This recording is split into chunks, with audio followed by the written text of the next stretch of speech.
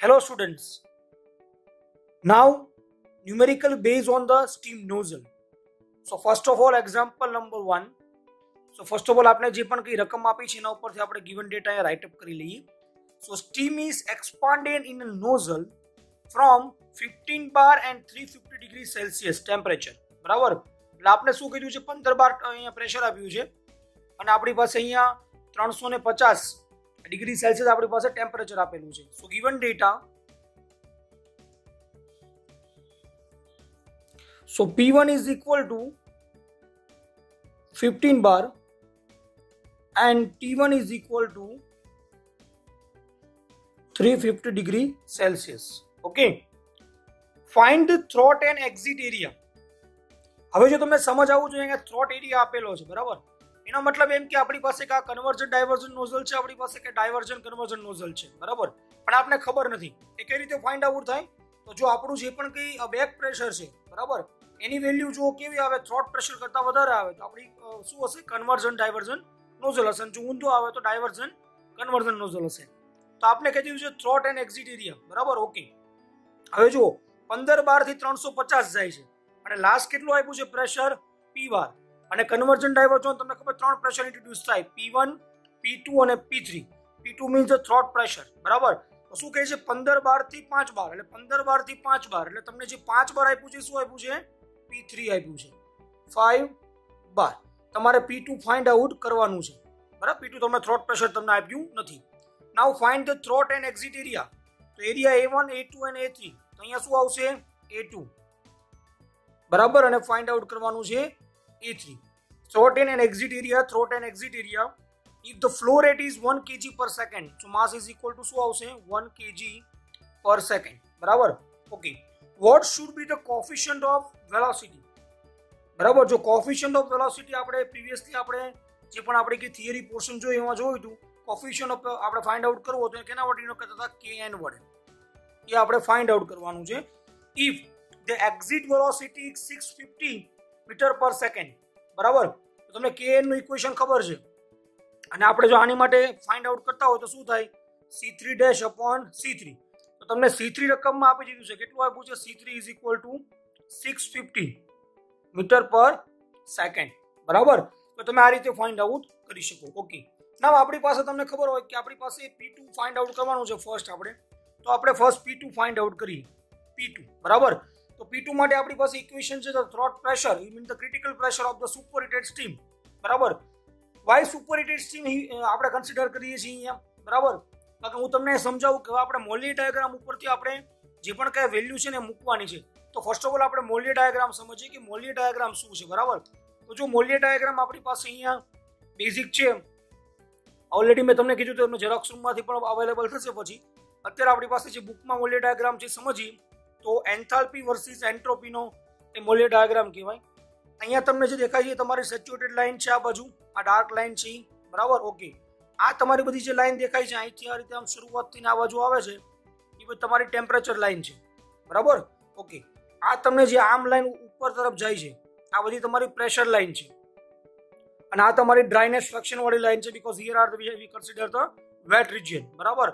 આને કહેવાય superheated region. આની ઉપરનો જે છે એને સુપરહીટેડ રિજિયન કહેવાય, આને કહેવામાં આવશે વેટ રિજિયન, બરાબર? એટલા માટે અહીંયા જુઓ ડ્રાયનેસ ફ્રેક્શન બધા ઇન્ટ્રોડ્યુસ થાય, x is equal to 0.80, x is equal to 0.85, x is equal to 0.90, x is equal to 0.95. આ તમને બધી અહીંયા પ્રેશર લાઇન તમને આપેલી જો, બરાબર? આ બધી પ્રેશર લાઇન, પ્રેશર તમને આપેલું છે 12 માં. ઓકે. એન્થાલ્પી આપેલી છે કિલો જૂલ પર કેજી માં, that means the specific enthalpy and the specific entropy that kilo joule પર કેજી, સોરી કેલ્વિન કેજી, બરાબર? ઓકે. ટેમ્પરેચર તમને આપ્યું છે ડિગ્રી સેલ્સિયસ ની અંદર. હવે જેટલા પણ બીજા કઈ ડાયાગ્રામ મોલ્લી ડાયાગ્રામ હોય છે ઘણી જગ્યાએ અહીંયા કિલો ન્યૂટન પર મીટર સ્ક્વેર ની અંદર આપેલું છે. ખાસ કરીને આપણે જે ચારુતર પબ્લિકેશનનો ડાયાગ્રામ જે યુઝ કરીએ છીએ એની અંદર તમને કિલો ન્યૂટન પર મીટર સ્ક્વેર ની અંદર આપેલું હશે ને જે ટેમ્પરેચર આપ્યું તમને એ તમને કેલ્વિનમાં આપેલું હશે, બરાબર? એટલે તમારે ફર્સ્ટ ઓફ ઓલ હું તમને જેટલા પણ ન્યુમેરિકલ ગણાવું છું બુકની અંદર, બુક્સ ઇન્ડિયા મુજબ, એ તમને ડાયરેક્ટ વેલ્યુ મળી જશે. પણ તમને જે GTU એક્ઝામની અંદર કોલેજમાંથી જે સ્ટીમ ટેબલ પ્રોવાઈડ થશે કે જે આપણે ચારુતર પબ્લિકેશનનો સ્ટીમ ટેબલ યુઝ કરીએ છીએ કે તમે જે પણ કંઈ મિડ એક્ઝામમાં તમે યુઝ કરશો, બરાબર? તો એની માટે તમને જે ટેમ્પરેચર છે કેલ્વિનમાં આપ્યું હશે તો તમારે પહેલા કેલ્વિનનું ડિગ્રી સેલ્સિયસમાં ચેન્જ કરવાનું. ધેન પ્રેશર આપ્યું હશે કિલો ન્યૂટન પર મીટર સ્ક્વેરમાં, તો તો તમારે એને 12 ચેન્જ કરવું પડશે અને ધેન આફ્ટર તમે આ બધું જે પણ ન્યુમેરિકલ છે સોલ્વ કરી શકશો. એટલે ખાસ આ ધ્યાન રાખજો, આપણે જે ન્યુમેરિકલ આપણે જે પણ મોલે ડાયાગ્રામ યુઝ કરીએ છીએ એ અલગ છે ને આ પણ અલગ છે, બરાબર. એટલે આપણે થોડાક યુનિટ કન્વર્ઝેશન થોડું ધ્યાન રાખવું પડશે જેથી તમને કોઈ તમારા એક્ઝામની અંદર GTU એક્ઝામની અંદર તમને કોઈ પ્રશ્ન ના આવે. એટલે ખાસ આ બધું પ્રેશર, ટેમ્પરેચર, આ બધા યુનિટ તમારે એક વખત જોઈ લેવાના રહેશે, બરાબર. ઓકે, નાવ હવે જો હવે આપણે શું કરશું કે ઇનિશિયલ આપણું જેટલું પણ કંઈ છે આપણી પાસે, બરાબર, પ્રેશર અને ટેમ્પરેચર, એને આપણે શું કરશું આપણા મોલે ડાયાગ્રામ ઉપર આપણે નોટ ડાઉન કરશું, બરાબર. તો આપને ખબર પડશે કે આજે આની અંદર આપણી સ્ટીમ છે કઈ પ્રકારની ક્વોલિટીની સ્ટીમ છે. તો જો મારી પાસે આ બહુ લાર્જ સાઇઝની અંદર મેં એક મોલે ડાયાગ્રામ તમને બતાવેલો છે, બરાબર. ઓકે, તો ફર્સ્ટ ઓફ ઓલ તમને પ્રેશર અને ટેમ્પરેચર શું આપ્યું છે? તો પ્રેશર આપ્યું છે 15 બાર અને ટેમ્પરેચર આપ્યું છે 350, બરાબર. તો પહેલા મારે શું કરવું પડશે? આ ટેમ્પરેચર લાઇનમાં 350 વાળી લાઈન જોવી પડશે. તો મને અહીંયા એક પોઈન્ટ મળી ગયો છે. આ જે પોઈન્ટ છે એ 350 વાળી લાઈનનો પોઈન્ટ છે, બરાબર. થોડુંક તમને દેખાવામાં પ્રોબ્લેમ થશે ઝૂમ કરીને, તો હું તમને ઝૂમ કરીને પણ આ વસ્તુ બતાવીશ, બરાબર. તમે જોઈ શકો તમને 350 વાળી તમને લાઈન પોઈન્ટ બતાવેલો છે, બરાબર. અલગ અલગ તમે જુઓ ટેમ્પરેચર તમને બતાવેલા છે, અલગ અલગ 450, 500, 500. તો અહીંયા તમને 350 એક હું પોઈન્ટ મૂકી દઉં છું, બરાબર. ઓકે, ના હવે આપણે પ્રેશર લાઈન જોવાની છે. તો આ બધી તમને પ્રેશર લાઈન આપેલી છે. તો પ્રેશરમાં આપણે શું જોવાનું છે? 15 બારનો આપણે પોઈન્ટ જોવાનો છે, બરાબર. તો 15 બારનો પોઈન્ટ જોવો હોય તો તમને જો હું થોડાક ઝૂમ કરું છું તો તમને થોડોક આઈડિયા આવશે. તો જો અહીંયા આ જે પોઈન્ટ દેખાય તમને, આ 10, આ 12, આ 15, તો તમને આ 15 લાઈન દેખાડી, બરાબર. તો આ 15 બાર પ્રેશર વાળી લાઈન જે આમ ઊભી જાય છે, આમ આ 350 વાળી લાઈન આમ જાય છે. તો 350 એક પોઈન્ટ કર્યો. હવે જ્યાં 15 બાર ને પોઈન્ટ કટ કરતો હોય ને, જુઓ આ 15 બારની લાઈન છે, ત્યાં પોઈન્ટ મૂકી દેવાનો 350 અને 15 બાર વાળો, બરાબર. ઓકે, તો આ રીતે મને જે પોઈન્ટ મળી જાય 15 બાર અને 350, બરાબર. તો આ પોઈન્ટ આવી ગયો. ઓકે, હવે તમારે પોઈન્ટ શું કરવાનો? આ 15 બારની લાઈન અને 350 વાળી આમ લાઈન, એ પોઈન્ટને કટ કરતો તમારે હવે એની અંદર શું કરવાનું? તમારે એ લાઈનને તમારે આમ ખેંચી લેવાની. તમે ખેંચશો આ બાજુ, બરાબર. એટલે અહીંયા તમને જે મળી તમારી એન્થાલ્પી મળી, બરાબર. તો આ એન્થાલ્પી કઈ મળી? 0.1 ની મળી, જુઓ P1 અને T1 ની, બરાબર. તો તમને એન્થાલ્પી મળશે 3150 મળશે, બરાબર. સો H1 ઇઝ ઇક્વલ ટુ કેટલું આવશે? 3150 કિલો જૂલ પર કેજી, બરાબર છે. તમને H1 ની વેલ્યુ મળી ગઈ. ઓકે, હવે જુઓ તમારી સ્ટીમ. હવે તમારે શું કરવાનું? આપણે ખબર છે નોઝલમાં કેવું હોય, આઇસેન્ટ્રોપિક એક્સપાન્શન થતું હોય. એટલે તમારે કાંઈ કરવાનું? તમારે સીધું સ્ટ્રેટ લાઈન અહીંથી ખેંચી નાખવાનું નીચે. તમારે સીધી સ્ટ્રેટ લાઈન ખેંચી નાખવાની, બરાબર. ઓકે, હવે આપણી પાસે P2 નથી આવ્યું, તો P2 ફાઇન્ડ આઉટ કરી શકીએ ઇક્વેશન ઉપરથી. આપણી પાસે ઓલરેડી પ્રીવિયસ ઇક્વેશન છે. P2 ઇઝ ઇક્વલ ટુ શું થાય આપણી પાસે?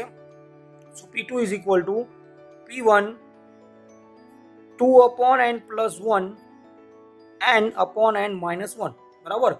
P1 તમારી પાસે છે, બરાબર. હવે n ની વેલ્યુ તમને ખબર છે કે સુપરહીટેડ સ્ટીમ હોય તો n ની વેલ્યુ શું લેવાની, બરાબર. તો આપણે પ્રીવિયસ આપણે જોઈ ગયા છીએ. સો આપણે n ની વેલ્યુ લેવાની છે 1.3, બરાબર. કારણ કે શું કામ સુપરહીટેડ સ્ટીમ કન્સિડર કરી? તમે જુઓ ડાયાગ્રામમાંથી આ સુપરહીટેડ ઝોનમાં છે આપવું છે, બરાબર. એટલે આપણે સુપરહીટેડ લેવાની. સપોઝ પોઈન્ટ અહીંયા ક્યાંક આવતો હોય નીચે, તો તમે શું લેવાનું? અહીંયા આવતો, આને અડીને આવતો હોય અહીંયા, તો ડ્રાય સેચ્યુરેટેડ સ્ટીમ લખવાનું. નીચે આવતો હોય તો વેટ સ્ટીમ લેવાની, બરાબર. તો તમારે સુપરહીટેડ સ્ટીમ તમે કન્સિડર કરી લીધી. ઓકે, સો નાવ તમે n ઇઝ ઇક્વલ ટુ 1.3 મૂકી દો. ડાયરેક્ટ તમે યુઝ પણ ઇક્વેશન કરી શકો. P2 is equal two 0.4557 P1 વાળું ઇક્વેશન પણ યુઝ કરી શકો, બરાબર. સો P2 ઇઝ ઇક્વલ ટુ તમારો આન્સર આવશે 8.1855 બાર. આ તમારું થઈ ગયું P2, બરાબર છે. ઓકે, નાવ હવે તમે જુઓ આ થ્રોટ પ્રેશર આવ્યું આપણી પાસે P2. તો થ્રોટ પ્રેશર કેવું છે? જો P3 એટલે કે 5 બાર કરતા વધારે છે, એટલે P2 greater than P3. It means the throat pressure is more than the back pressure. આને બેક પ્રેશર કહેવાય, બરાબર. It means the nozzle is choking and a convergent divergent nozzle. એટલે જે આપણે આ શેપ બતાવ્યો છે કન્વર્જન ડાયવર્જન નોઝલ, એ તમે અહીંયા લખી શકો, બરાબર. ઓકે, હવે આપણી પાસે જો આપણી પાસે H1 આવી ગયો. આપણી પાસે ફાઇન્ડ આઉટ શું કરવાનું છે? આપણે થ્રોટ અને એક્ઝિટ એરિયા, બરાબર. તો આપણે કન્ટિન્યુટી ઇક્વેશન મૂક્યા આની અંદર. તો કન્ટિન્યુટી ઇક્વેશન શું થાય? એરિયા A2 અને A3 માટે, બરાબર. A2 માટે શું થાય m v2 upon c2 બરાબર અને A3 ઇઝ ઇક્વલ ટુ શું થાય m v3 upon c3 તો આપણે પહેલા m તો છે રકમમાં આપ્યો છે બરાબર આપણી પાસે v2 નથી પણ v2 આપણે સુપરહિટેડ સ્ટીમ છે સ્ટીમ ટેબલમાંથી ફાઇન્ડ કરશું અને c2 ફાઇન્ડ આઉટ કરવું હોય તો આપણી પાસે c2 ની ઇક્વેશન છે c2 ઇઝ ઇક્વલ ટુ શું થાય 44.7 under route h1 minus h2 બરાબર અને c3 ફાઇન્ડ કરવું હોય તો શું થાય 44 પોઈન્ટ શું થશે 44.72 અથવા 7 h1 માઇનસ h3 તો તમે જોઈ શકો તમને h1 મળી ગયું અહીંયા હવે તમારે h2 અને h3 ફાઇન્ડ કરવું પડતું તમને c2 અને c3 મળશે માસ આપેલું છે v3 v2 તો આપણે સ્ટીમ ટેબલ ઉપરથી મળશે એ પણ હું તમને શીખવાડીશ કઈ રીતે મળે તો આપણે પહેલા h1 અને h2 તો હવે આપણે h1 તો મળી ગયું મોલિયર ડાયાગ્રામ ઉપરથી બરાબર હવે આપણે h2 ફાઇન્ડ આઉટ કરવું હોય તો કઈ રીતે મળે ઓકે આ જે લાઈન છે ત્યાં P2 પ્રેશર આપણી પાસે કેટલું આવ્યું 8.18 જો P2 પ્રેશર કેટલું છે 8.18 તો હવે અહીંયા પ્રેશર લાઈનમાં જે આ 15 વાળી લાઈન ટચ કરાવી હતી હવે 8.18 જો 8.18 આ પ્રેશર થાય એ જે અહીંયા કટ કરતું હોય બરાબર તો આપણે જોઈએ તો તમે 8 વાળી લાઈન જુઓ ને તમારી જે 8 વાળી તમારી જે લાઈન છે આ 8 વાળી લાઈન અહીંયા કંઈક ટચ કરશે બરાબર એટલે આ લાઈન થઈ ગયું આઇસેન્ટ્રોપિક એક્સપાન્શન છે તો તમારે હવે શું કરવાનું જે પોઈન્ટ આપણે મૂક્યો બરાબર ત્યાં તમારે શું કરવાનું સ્ટ્રેટ લાઈન તમારે ખેંચી લેવાની બરાબર તો તમને તમારો જે જવાબ આવશે એ કેટલો આવશે h2 ઇઝ ઇક્વલ ટુ અહીંયા જોવા જશો ને તો તમારો h2 ઇઝ ઇક્વલ ટુ અહીંયા આપણે મળી ગયું h1 અહીંયા મળી ગયું h2 બરાબર તો તમારી પાસે જે h2 નો આન્સર આવશે એવો આવશે કે h2 is equal two 2990 something આવશે બરાબર ઓકે હવે વાત રહી આપણે h3 ની બરાબર જો તમને p3 કેટલું આપ્યું છે 5 બાર તો અહીંયા 5 બાર વાળી લાઈન જોવાની તો આપણી પાસે જો આ 5 બાર વાળી લાઈન છે તો અહીંયા ક્યાંક ટચ કરતું હશે બરાબર તો આ તમારું 5 બાર વાળું થઈ ગયું બરાબર અહીંયા લાઈન તમે એટલે તમે એને સ્ટ્રેટ ખેંચી લેશો